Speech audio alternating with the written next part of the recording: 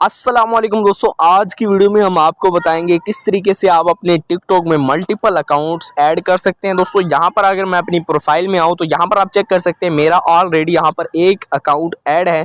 तो यहाँ पर दूसरा अकाउंट, यहाँ पर हम दो अकाउंट्स एक साथ लॉगिन करेंगे और दोनों अकाउंट्स को एक साथ चलाएंगे। तो किस तरीके से आप मल्टीपल अकाउंट्स ऐड कर सकते हैं, इस वीडियो को आपने लास्ट तक देखना है। सबसे पहले ऊपर की तरफ आपको यहाँ पर मेरा नेम शो हो रहा है, इस पर मैं क्लिक कर दूंगा, ड्रॉप डाउन है। उसके बाद ये प्लस वाले आइकन पर मैं क्लिक कर दूंगा। प्लस वाले आइकन पर क्लिक करने के बाद यहाँ पर दोस्तों लॉगिन मांग रहा है, तो यहाँ पर दोस्तों आपने लॉगिन वाले आइकन पर क्लिक करना है, या आप अपना नया अकाउंट बनाना चाहते हैं तो नया भी यहाँ पर कर सकते हैं।